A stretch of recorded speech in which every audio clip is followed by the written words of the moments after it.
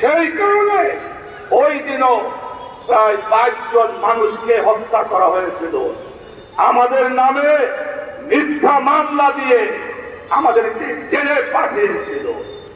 প্রিয় ভাইয়েরা, এমনি ভাবে দেলোয়ার হোসেন সাইদ রহমাতুল্লাহ আলাইহি একজন দেশ বরণ্য মুফাসসিরে কুরআন, যেদিন তাকে